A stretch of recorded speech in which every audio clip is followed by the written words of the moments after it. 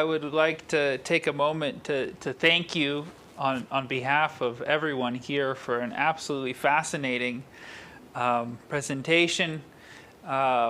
Just a thought immediately crossed my mind of what sort of the innate cultural understanding of vision as a intromissive, from that intromissive perspective, what kind of effect that must have on the interpretation and meaning of all the scriptural verses that have, sight or vision in mind. That's something that I immediately thought of. Wow. And all the writings of the fathers, especially if for the first millennia of Christianity, everybody had a sort of the extromissive perspective. And, for the past 1,000 years, at least in the West, it seems like our basic cultural, our starting point that we sort of assume is completely different. So I'm sure there's a lot of other questions that the audience probably has that they would want to explore. So without any further ado, we'll start with the question and answers. You're absolutely right about scripture and about prayers also. There's so many references to the eye of the mind, for example. I think one of the most important things that I learned, it's the first thing that I thought of when I started to research this problem, is that, oh my gosh, what is talked about in prayers is not metaphor. It's a certain kind of reality that we just aren't attuned to, which makes them so much deeper for me. I mean, I don't want to, refer to prayer as, something that you get joy out of. Perhaps, we do, but it made them so much more meaningful and enjoyable as well to me. So that was my experience, and I think you're absolutely right to point that out. That was my starting point. This is not even my finishing point, because then it gets to the cultural aspect, which is, if you thought this was interesting, and I just gave you an inkling of that blue about how language forms, our color patterns, those kinds of things, that gets even more, because cultures are much more diverse.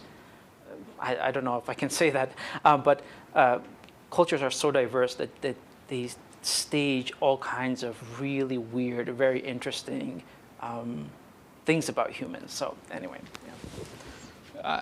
I think that the idea of, with the very moving story of the child that had the surgery and yet still couldn't see. So there was a world, but he couldn't see it, reminded me of how, we are all told and taught that there is a spiritual world, and we just need to develop our spiritual eyes. And again, that this is something that takes a lot of effort. So, with sort of the adults who had that surgery, even though their eyes were open, so to speak, they still had to put in a lot of effort to develop that.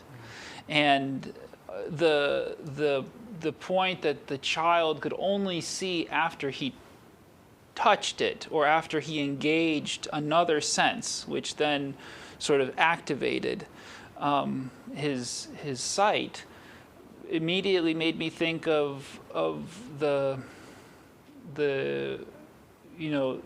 taste and see that the Lord is good.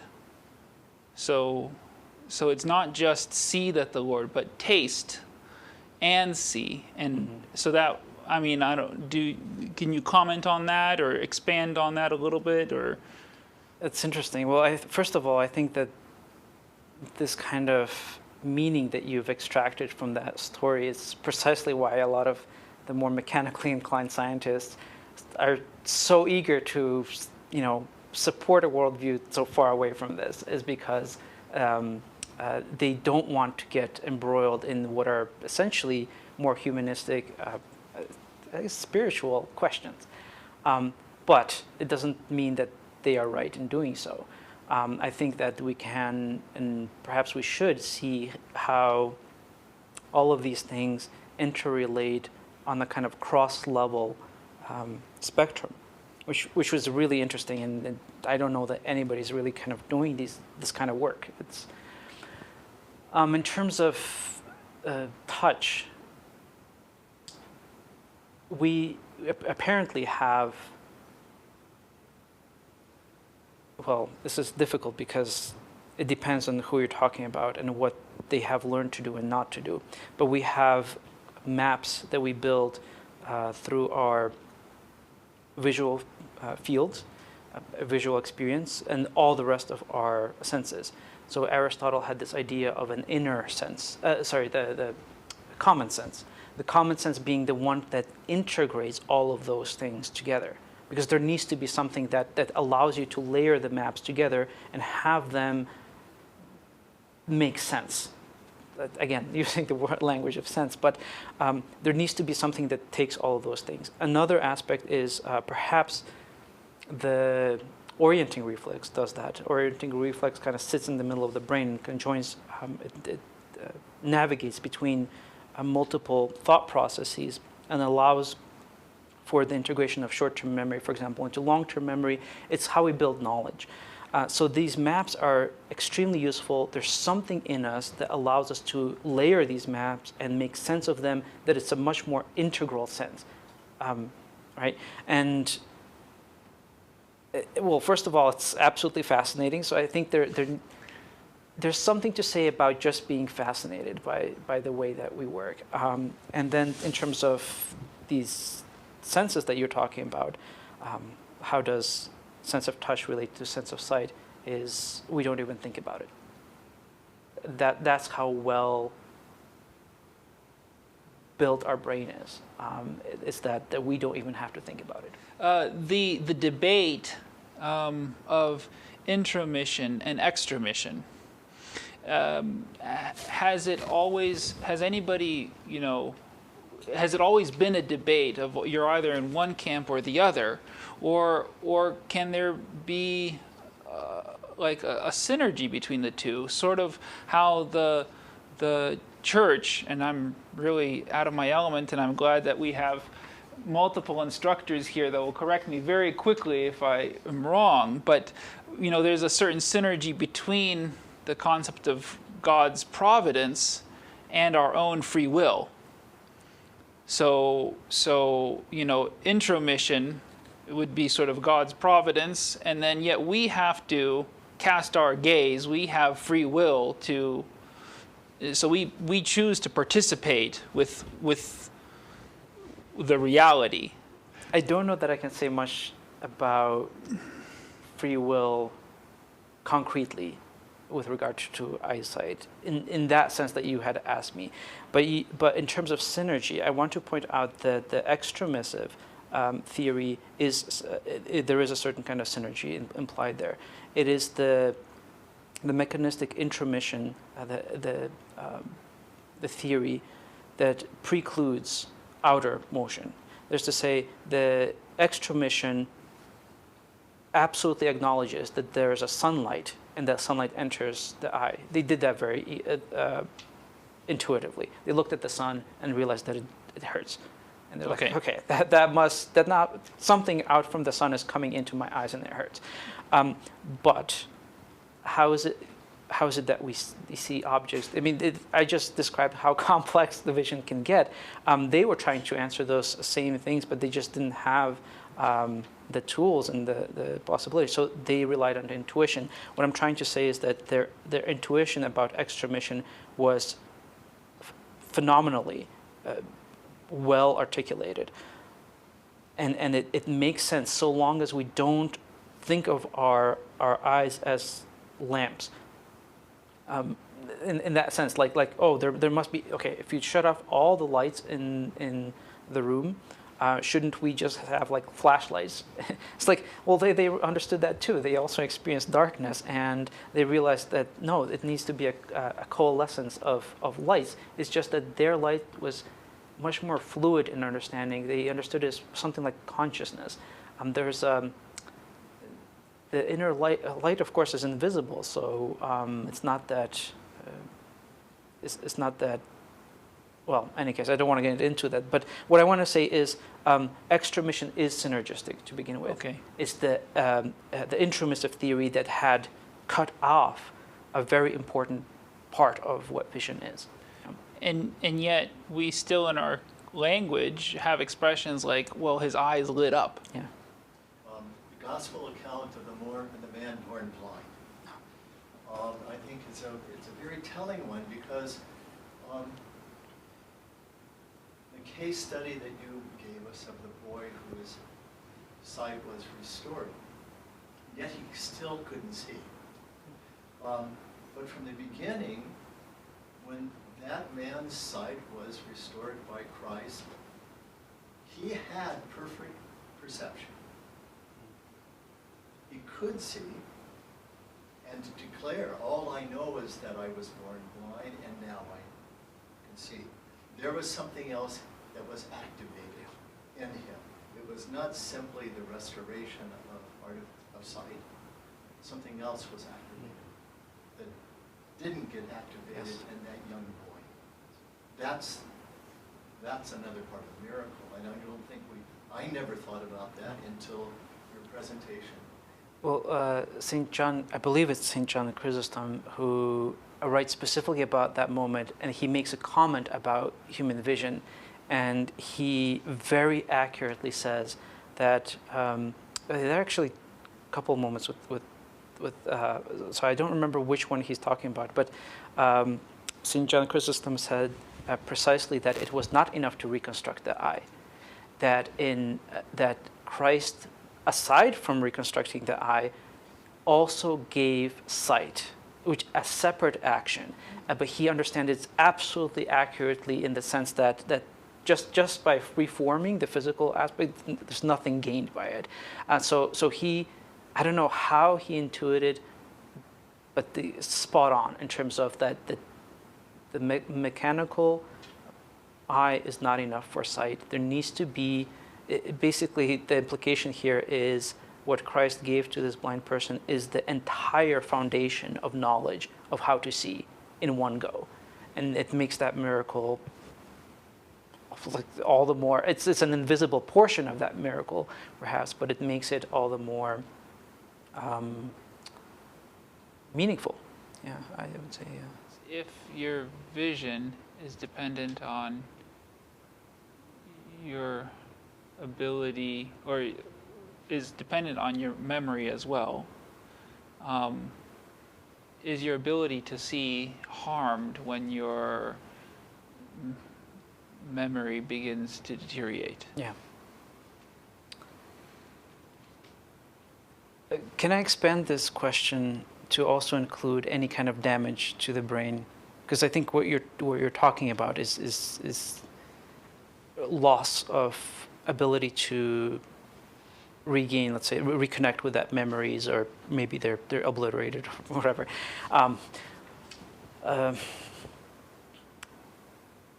That is a very interesting question. There are some things that suggest that yes, in fact, we do lose something. I'll give you an example of damage, but then I'll move on to talk about loss of vision due to age.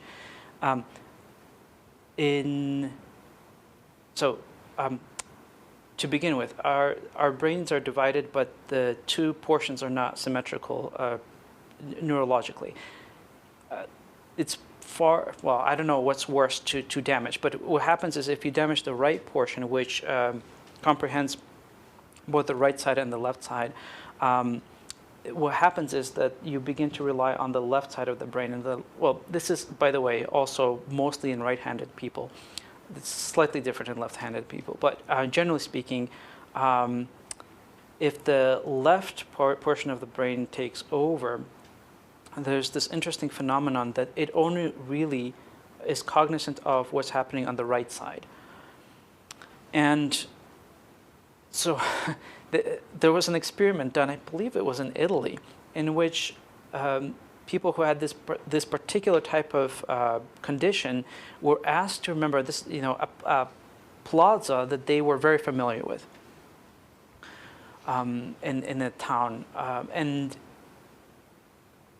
they could reconstruct from memory the right side of they could name every building of what it is on the right side of that plaza, but they did not name and it didn't even play a role in their cognition, the whole left side. When they were asked to, let's say, turn around and name the buildings, but now looking from the other direction of the plaza, they would be able to name all the other buildings that, again, were on the right side, but were not the buildings that they named before. And they were absolutely unaware of the buildings that they had just named. When pointed out this discrepancy, they, of course, became very agitated. We think of it as kind of, well, you put the two together, but it's not the way it works. And this is mental vision. In terms of memory loss, I do believe that, so there's a couple things going on, is that memory loss does not necessarily mean that you forget what a shadow means and that it suggests three-dimensionality. You may, in fact, lose, let's say, specific memories, but we know of people who can't recognize faces as well, as prosopagnosia, right? You encounter the face, but you can't see it. It doesn't. It's not that the light of the face isn't entering your eyes. It's just that you can't comprehend it. And so I think that's kind of what happens also with deterioration of memory and old age. I don't know, I haven't looked into this, but the suggestion is with some people who mistake, let's say, daughters for wives, and or people who they used to know, all kinds of things happen, is probably at least partly associated with memory loss.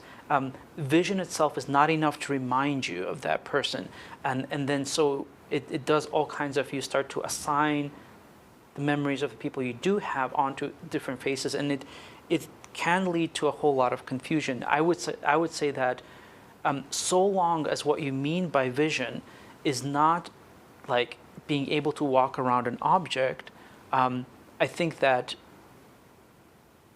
like comprehending the world is absolutely, I would say, there's no question that it is definitely affected by memory loss. So I would answer in the affirmative, certainly. But the interesting thing is, okay, so what if you forget what shadows mean? Like, do you start to see less three-dimensionally? I would say yes. You would start. Have you ever woken up and looked at a wall and not, like, okay, so you're probably completely out of it, and you can't determine, let's say for a few seconds, how close the wall is to you? It happens to me maybe like once a year, or maybe once every 2 years or something like that. One way that I found that, so it's like I can't tell the distance. It's not that you're like, oh, is it far, is it near? You just can't tell how far something is from you. And then you kind of put your hand to it, and your hand like kind of moves past the point where it possibly could be. And finally, like from where your hand touched the wall, then from that, it just momentarily builds up the rest of the wall, and you're like, okay, you put it there in place. I suppose that something of that sort happens when you can no longer take visual cues and put them together as something like you can't rebuild three-dimensional space. But I assume that kind of research is so highly specialized, it's difficult to come by. It would be a very interesting set of experiments to run on that, based on that question, I think, yeah. Well, I was thinking about icons when you were talking about how we tend to come to like things that are more familiar, and how there are a lot of times with people who have not been accustomed to seeing iconography, when they first see it, it looks like it's something distorted and not isn't appealing to a lot of Westerners, I think Byzantine iconography can look harsh or something like that. I was wondering if you could talk a little bit about, I suppose, the relationship between, or where you think the one begins and the other ends, or whatever, of familiarity visually, I mean, just like what you're used to looking at, and familiarity spiritually, like us recognizing something and it being appealing to us because it's also something that is spiritually familiar.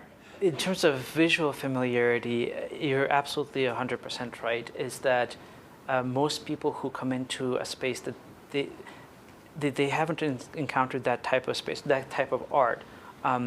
Yes, it's something new introduced into their cognitive map. And when that happens, is that the right part of the brain kind of takes over dealing with that. And then the right brain is associated more with the unknowns, integrating something unknown into the world, into it, kind of integrating it into your visual map. Eventually, kind of like the left side, once something is very familiar, so the left side of the brain is really, it likes focus, it likes precision. It doesn't do well with unknown territory. So just as an example, what happens, for example, if we damage the right side of the brain, a lot of things happen, but one of the things happens with the left side of the brain, that it gets hyper stimulated. People like that are hyperactive, and they tend to burn themselves out over time. The lack of sleep, they're always... people who have the left side of the brain damaged, and the right side is operative, so the opposite now, they tend to perceive a whole lot of the world as unfamiliar. It then produces a lot of anxiety, and those people tend to be very depressed. So what happens when people encounter unfamiliar objects, such as, let's say, icons, when they've only ever seen a certain kind of art, then yes, the negative emotions do get triggered as encounter with something unfamiliar. This does not mean that they had to have encountered icons specifically for that to go away. They could be predisposed towards new encounter with new things, find a certain kind of an excitement of finding something new, and also a sense of discovery into something new. So that can also take over, but that has to do with, have they built up their predisposition towards something in that way. We can't also take out of this relationship out of context. If they encounter it in a place that they feel safe in, people are being kind to them in that space, and they find an icon. It's a completely different relationship with that thing. That's where you can foster interest, versus, let's say, in the middle of a very stressful situation, you plug them into a space that they've never encountered before. Everything's unfamiliar. They don't know how to behave. They don't know what to do. And then this work of art, and then this work of art starts to become part of the whole rest of the setting, the context, which is anxiety producing. So familiarity it's really huge, and you can help foster it, and you can also, there are ways that you can not do so. And of course, there are possibly reasons why you wouldn't want to do so, right? As I mentioned, if you induce a stressful situation in somebody, they're much more readily predisposed to believe immediately what they see. So if you want to convince somebody that a kid that broccoli is good, you pull the fire alarm and say, "Eat this broccoli; it's so tasty." Right? So I don't know. I wouldn't recommend using this as an example, but I'm trying to give you a sense of parenting techniques. Well, 101. Manipulation, I suppose, of environments. Yeah, maybe this doesn't work at all. But so anyway, what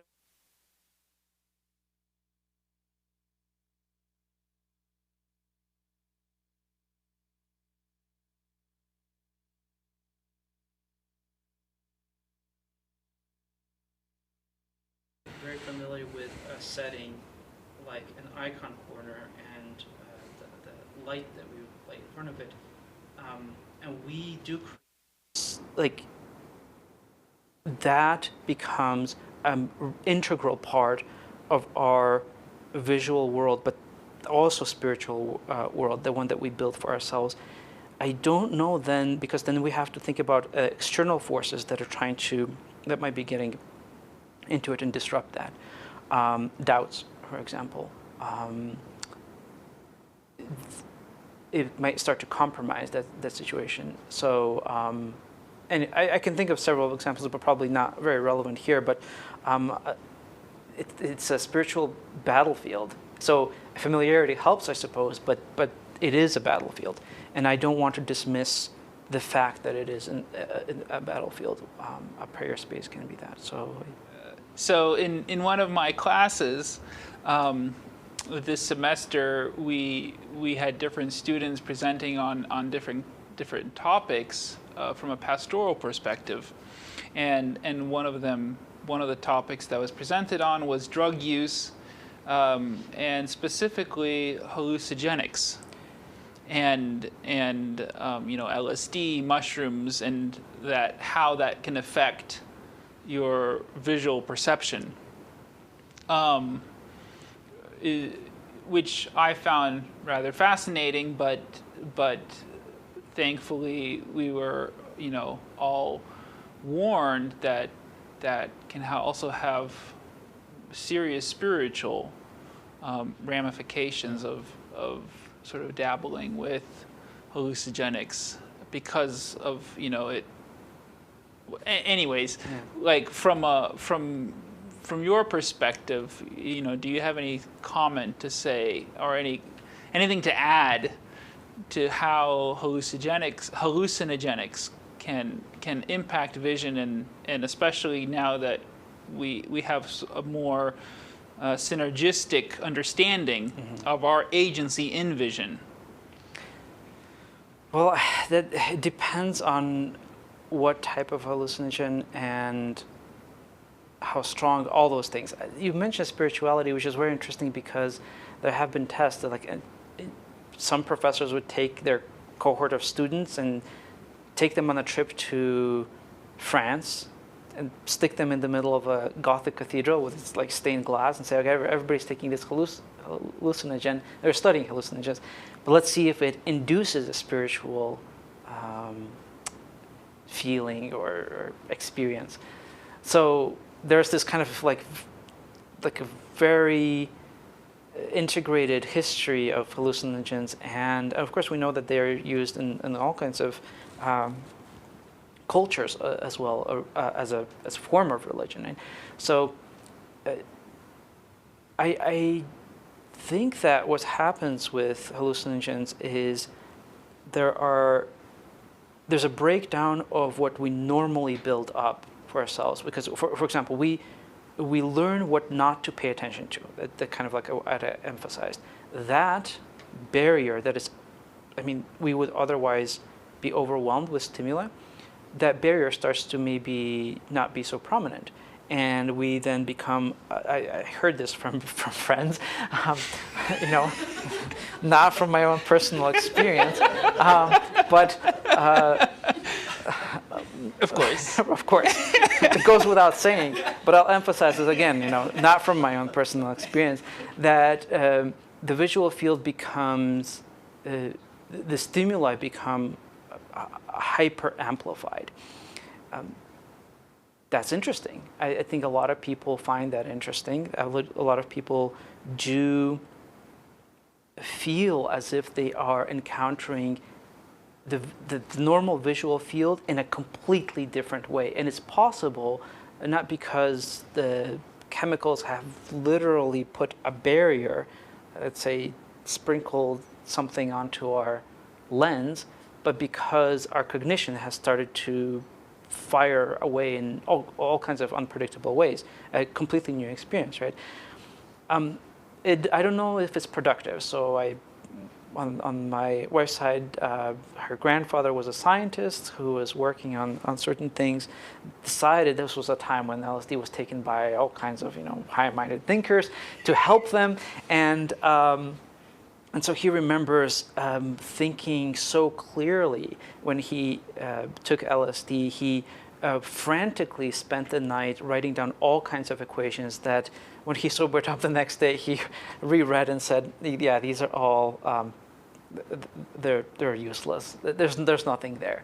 So I don't see a particular harm in it. I don't see a particular use for it, but it depends on who uses it, how.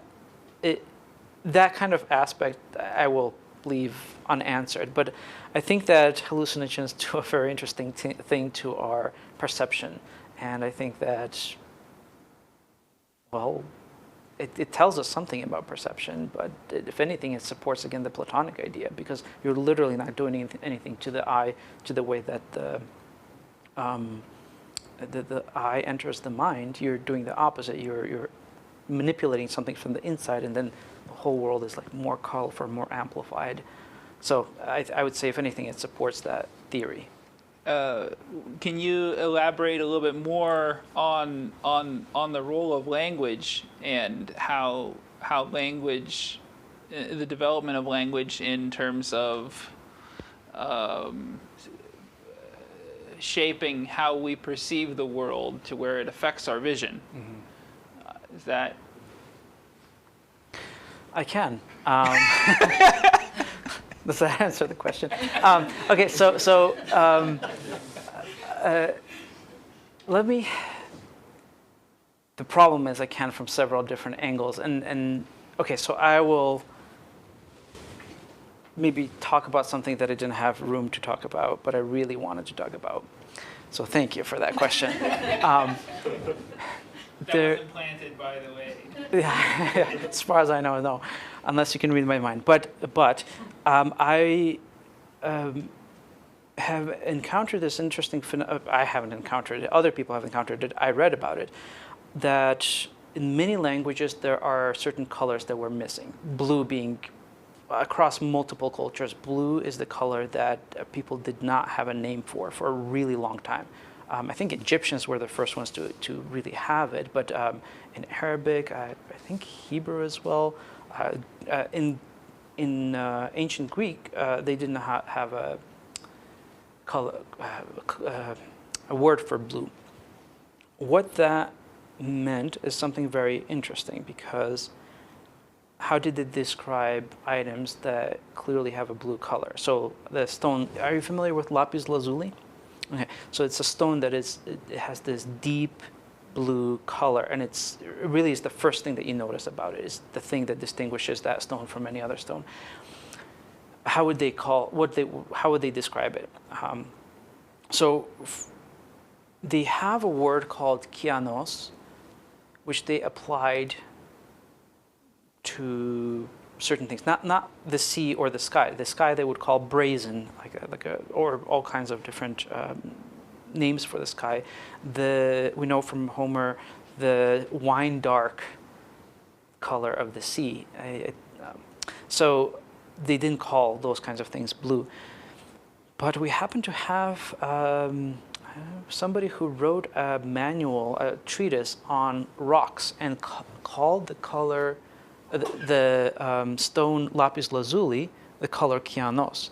Problem is that we read also in Homer's description of Hector as having kianos hair. There's to say when it was Achilles who killed Hector and then dragged his body across the plains of Troy. It was the flapping kianos hair of Hector. And are we to kind of think that he had blue hair? Like, what is going on, right? And in fact, looking at these different linguistic expressions, some people have proposed that the ancient Greeks had a deficiency of, they weren't able to see blue, or actually other colors. So for example, chloros. We think of chloros as being associated with green. Chlorophyll is that green, that thing that lends leaves its green color. Chloros was described by the Greeks as, say, dew, like it was called chloros. So was blood, honey. And just as you think, oh, there's a pattern here, it has to do with liquid, there's also a nightingale that's called chloros. A nightingale is kind of like a yellow bird, a yellowish bird. What's going on in the Greek world? What's going on is that they do not have the kind of access to the color wheel that was first devised in the early modern period. And they aren't thinking of colors as these kind of like a spectrum, right? They are paying attention to the natural world and noticing what is most important about the natural world. What is most important to them is the quality of the item. So chloros means fresh. So when they want to express something that something's fresh, right? Blood and dew, those are the things that have things in common.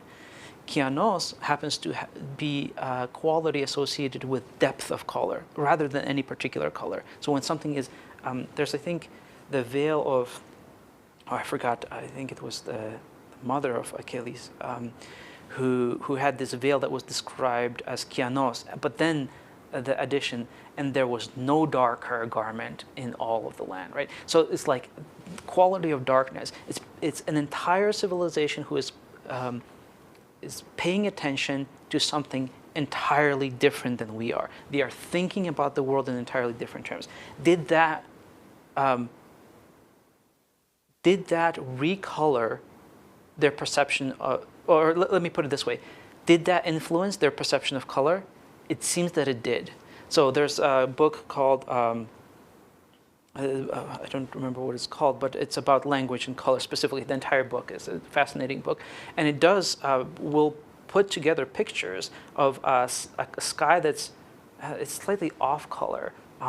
And, you know, they propose that that's something of what like the Greeks would perceive when they look at the sky.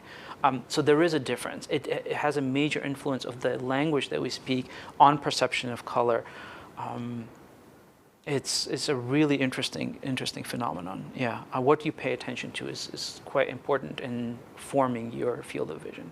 His Eminence asked, in an increasingly visual world, you know, outside the philosophical realm of debate between intromission and extromission, how is the increased sort of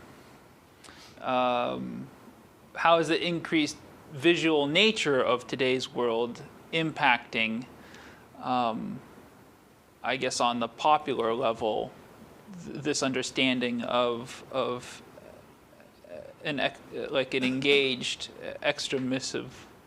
I mean, one would think that maybe it would be judged linguistically by seeing what kind of idioms we're using to talk about the world, our activity in the world, our interaction with it, and if they continue, if new idioms are being developed, that again reinforces an idea. I see what you say, for example, or I see what you mean, things like that. New idioms are popping up that continue to reinforce that extromissive model of sight.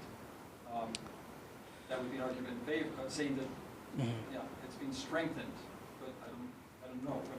What do you say? Well, in terms of, I think we need to distinguish between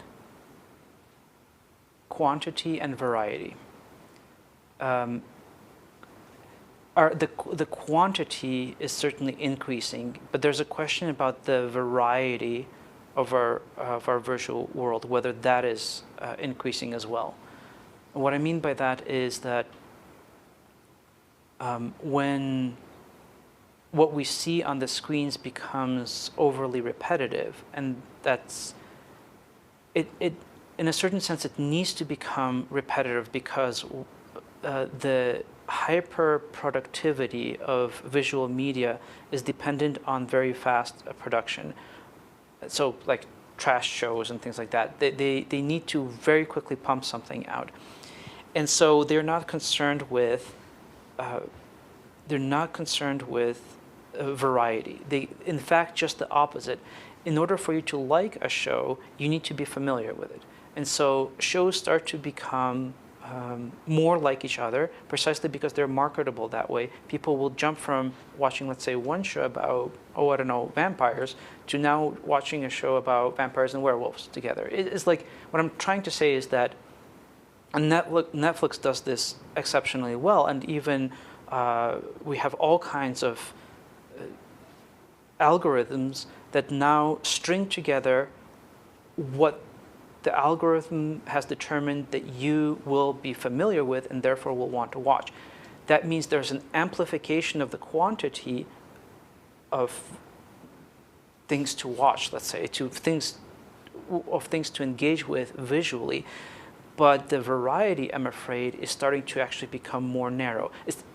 Actually, there are more and more varieties as well, but the pathways that we follow throughout our lives become more narrow.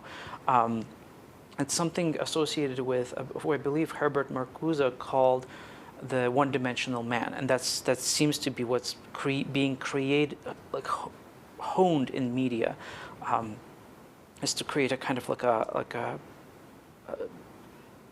string of visual, I don't know, things to engage with that really are aimed not so much to give you a broad variety of the world, so educational perspective, but rather, unfortunately, more of the same. Where linguistics comes into play, our language is changing in response to that. So when we start to use LOL instead of spelling something out, well, to express that you found something funny can have a whole lot of variety of ways that you can express this. But when it starts to become much quicker, much easier to only use one expression for it, that becomes the expression that everybody starts using.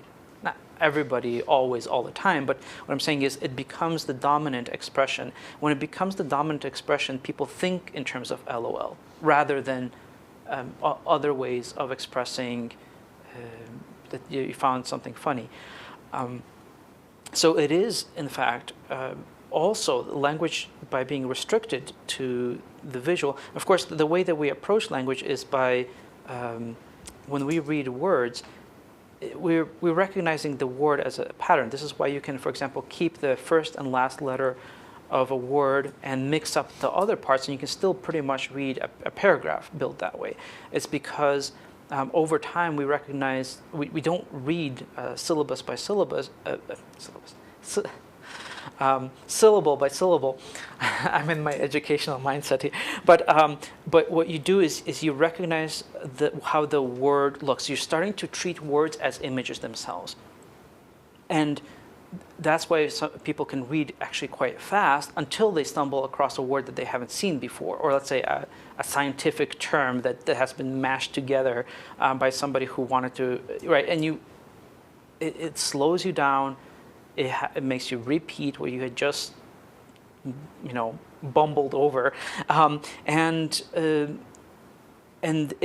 that introduces variety, but it's not desired. It's something that is understood as, and I know, for example, from an educational perspective, even the way I write, I am told, for example, for the dissertation that I'm writing, you have to write in such a way that about a college-age student can understand this. That's the level that you should be directing it. Partly because disciplinary jargon is so complicated that people from, let's say, who study contemporary art or early modern art will not be able to really comprehend and to read something written about the Byzantine world. And so in this very useful trying to make our linguistic and our visual world accessible and familiar, we are losing variety. So quantity itself doesn't mean that we're gaining variety at all.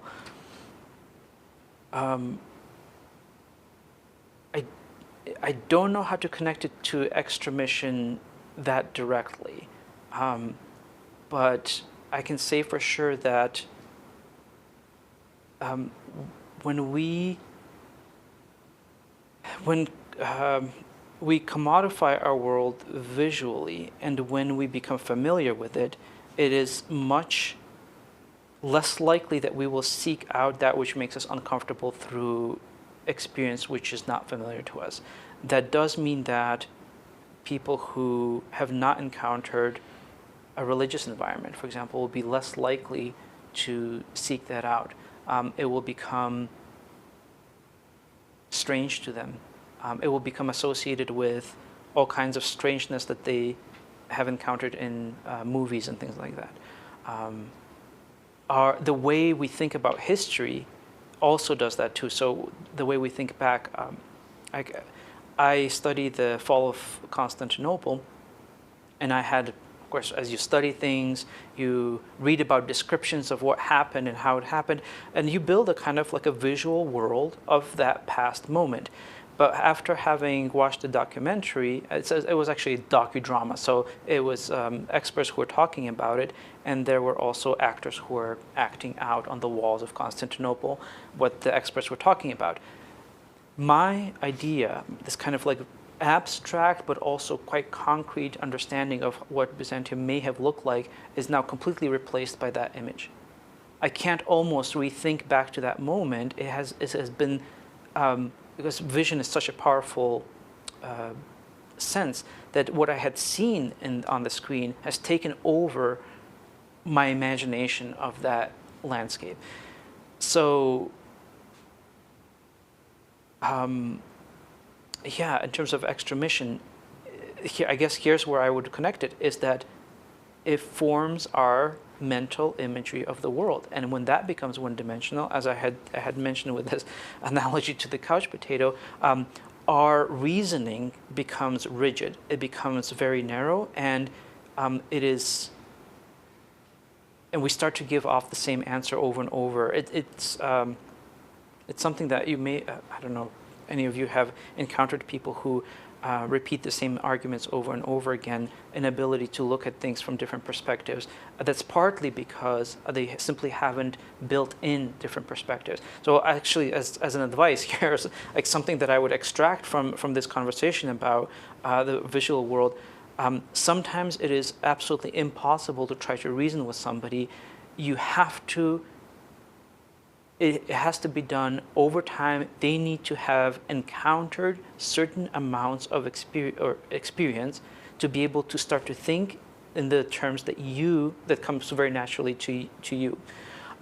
What that means is that perhaps we should not put in so much effort into arguing with people directly over, let's say, politics, but foster a way for them to be inclined towards experiencing a world that may be slightly different from their own. And the more that they can expand that territory, the more variety that it can produce, not quantity, but variety, they may come around to be able to see your perspective, even if they might still disagree with it. But we have, part of what we're encountering is a fundamental lack of agreement on the facts, and also inability to speak back and forth to each other, empathetically, take each other's perspectives. So I think that's a very complicated answer to a complicated question, I must admit. So that, as far as what I think about it, that's what I think. I have all kinds of thoughts just from that one answer, but specifically the irony that with what Netflix is doing, for example, everybody is creating their own visual echo chamber, so to speak. But a mirror room, yeah.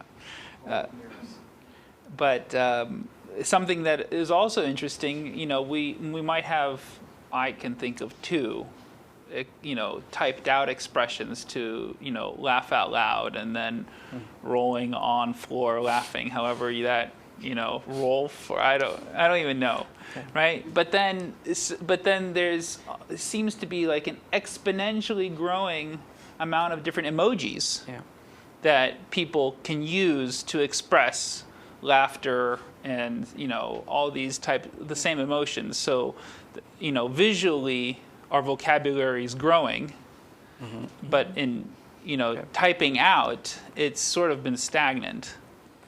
Okay, so maybe I can offer a comment here, is that language, when it started off, is a question of, did we speak and then begin formulate our written language based on what we say, or did written language originate from visual expressions? So you draw a little dog, and then that face starts to become, I don't know, kind of like an expression in the abstract sense. It seems that the latter is the more likely case, that our written language has originated from pictograms, essentially. It doesn't mean, I suppose, that a return to this form of pictograms, that's what's happening, is necessarily unsophisticated, or that it doesn't have its own intelligence built into it. It does certainly mean that the intelligence built into it will have an effect of the way that we behave outside of the environment of our phones. That is very clear. But in looking at comic books, for example, comic books do this very well, where on the one hand they rely a lot on pictures, but even those pictures are aligned in all kinds of different sequential orders. So you derive sequence from them, and sometimes words like "bam," is that an image or is that a word? Right? It's kind of like, well, it's neither one or the other. And in the Byzantine world, so this is something that we've talked about in class, where the Byzantines also did something similar, where they would take words and shape them in all kinds of ways. Does the word then become, let's say, an ornament, a visual ornament, or do you still read it? Names of emperors, for example, around the church would correspond where the emperor was standing. There's a certain kind of, well, it's just a word, but it's more than just a word. It's also an image of the emperor, and then therefore it perhaps should correspond to where the emperor is standing. All these kinds of things. So the words are always more than just words. They are associated with at least a mental image, and they themselves can be transformed into images. I don't know how to make sense of this phenomena that we're returning to a kind of pictorial. It makes sense to me because that's the easy thing. But I'm wondering that once we start to lose a sophisticated vocabulary that it's difficult to slog through. I'm reading all kinds of authors who have written, well, first of all, I'm reading scientists who speak a different language, as far as we're concerned, than the humanities writers. Yes, it's difficult, but I would never take away somebody's difficulty in trying to go through something. That kind of like micro suffering is the way that we build our world. And if we don't build it, then the consequences will be, we will wrap ourselves up in a very comfortable world until it bites us back. And I'll conclude maybe this question, because I think there was more of a comment, but C.S. Lewis had this wonderful, I don't know if you've read the Discarded Image, but in it he has this expression, he expresses this idea that science yields to us answers to the questions that we ask of it, which answers why, depending on what age we are in, we are going to, the questions that we ask of science are changing also the answers that we get back. This is what's happening right now. Since the 1980s, as I said, the kinds of questions that scientists started to ask of, I don't know, nature, science, whatever the object of their study, is changing, partly due to postmodernism and everything like that. Not necessarily with postmodernism, just the idea of the Enlightenment type of thinking going away. And so what's happening, I hope, is that this actually introduces a more holistic perspective. Once that happens, once we start teaching children that your vision has so much more to do with all kinds of phenomena that we hadn't associated with, then that may change. That is something that may change the way society ends up behaving ultimately. I'm hopeful in this case. There's many things, I suppose, all kinds of things are happening. There's many reasons not to be hopeful. But in this case, I think it's hopeful because the idea of intromission is actually becoming less and less popular. It simply does not correspond to reality the more we know about it. Thank you again so much for a really fascinating subject that you've shared with us, and I hope that there'll be a part 2 or maybe even more. Can we end with the closing prayer, Eminence?